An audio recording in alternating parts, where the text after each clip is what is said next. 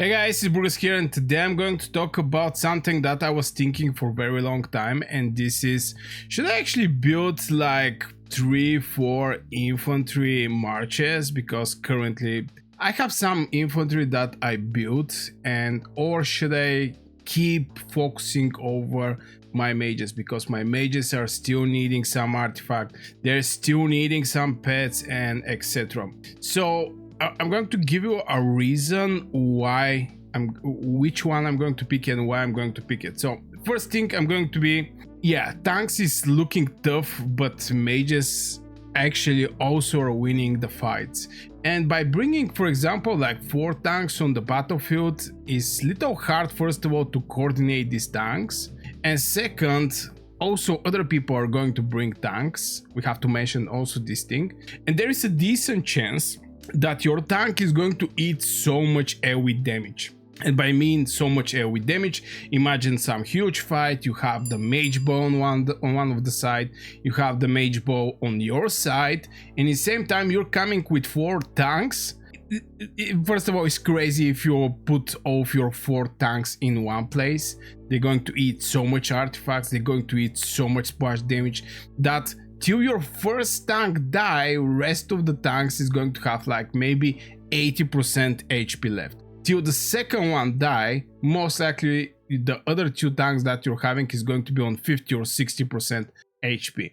Which, you know, this type of traits is it's crazy for me. Obviously, for some people who is not having that much time right now, they can just teleport and start throwing infantry just to be in the help in the small amount of time that they're having free, just to be in the help in of the alliance. I totally understand that. Sometimes even I do it right now, that when I have little more infantry.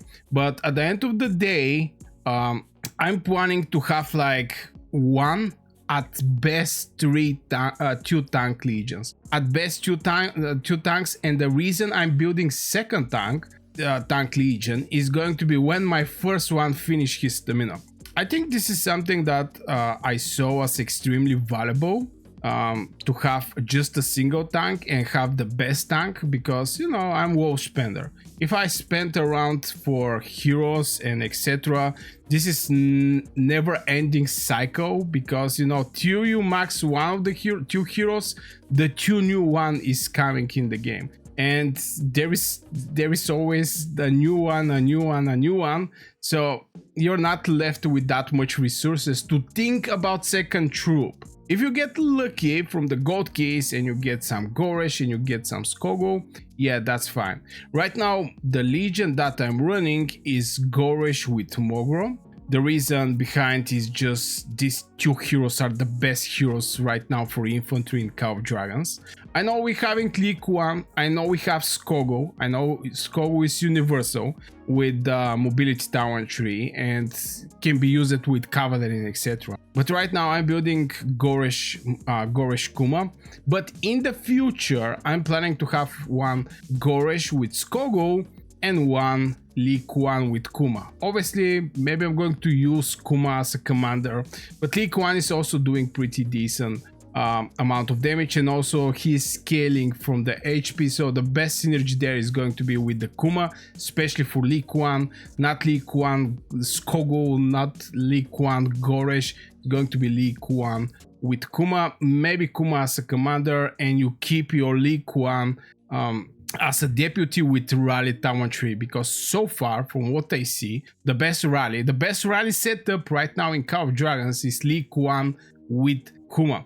So yeah, this is my plan for the future, and definitely this is one of the reasons is just somebody have to do the damage. The infantry becomes so much hyped in Call of Dragons that every second player, okay, maybe not every second player, but a lot of people actually jump over the infantry, trying to build this warrior style fighting where you jump with many legions and etc. Some people are just building them because right now infantry is making merits. Yeah, that's correct. Infantry is making a lot of merits right now.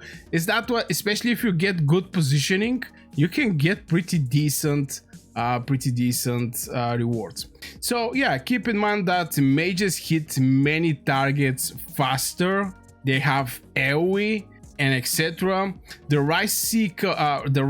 rage cycle keeps spelling non-stop send it. I have a couple of streams and videos where I'm fighting where in close in zoom mode, not like this right now, where you may actually see my legion from the eagle eye, let's say it like this.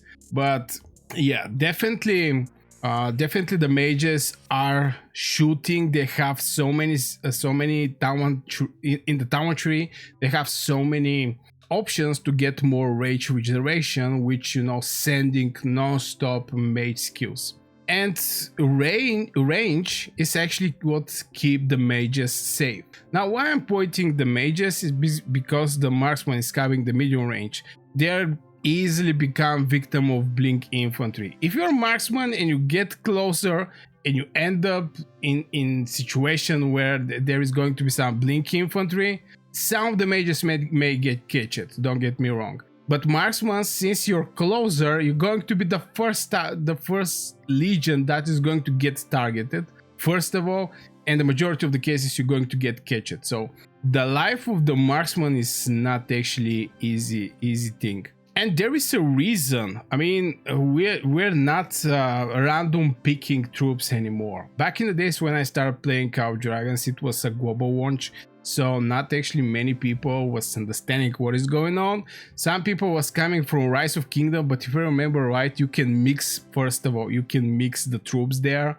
All of the troops are fighting in the melee range. There is no troop that is hitting from very far or something like this. So some people was having an idea, but the majority of the cases, the idea was how to build the alliance, how to kingdom build, not the actual war mechanics in Call of Dragons.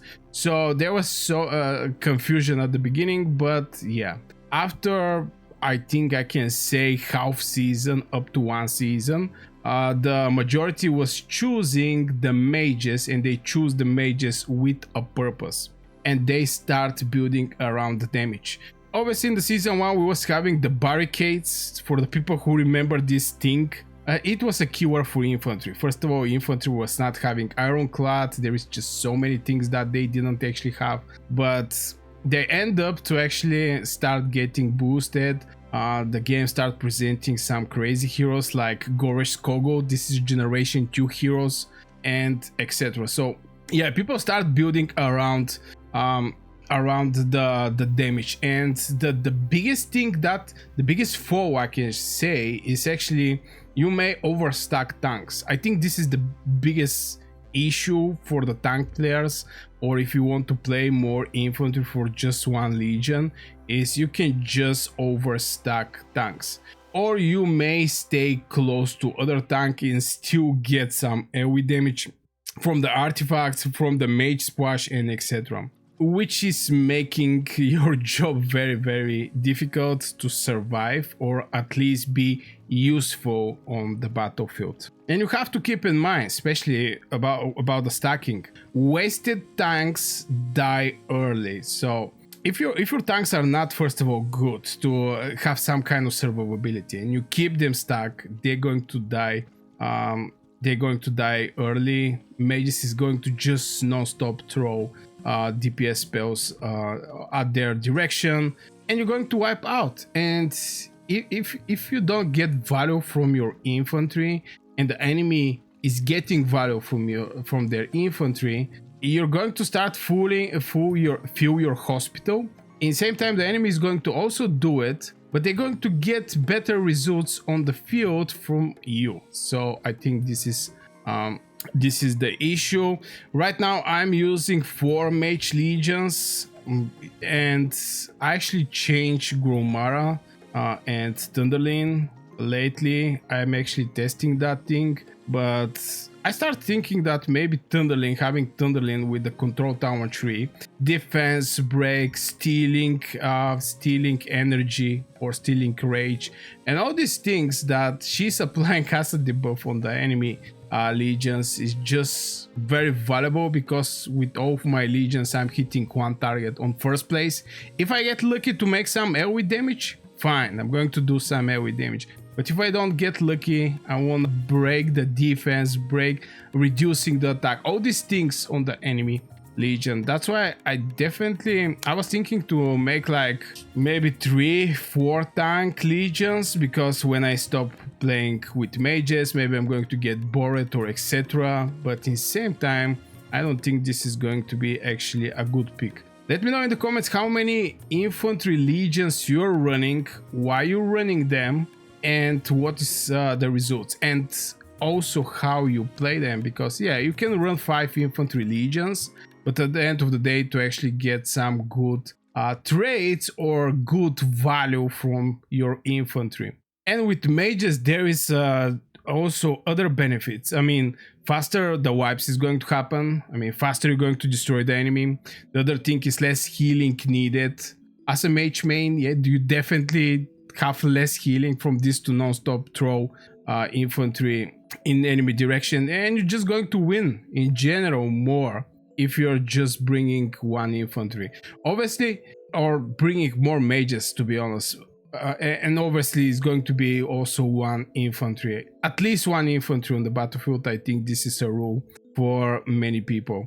So yeah, I think just wanted to share some thoughts that I was having lately, especially about the increasing my infantry legions and heroes there. Obviously, first of all, it's going to be mission impossible, because I still need to invest in Grumara, and my mages is almost fine, but the new one, Yunming, is awakened. Grumara is still waiting.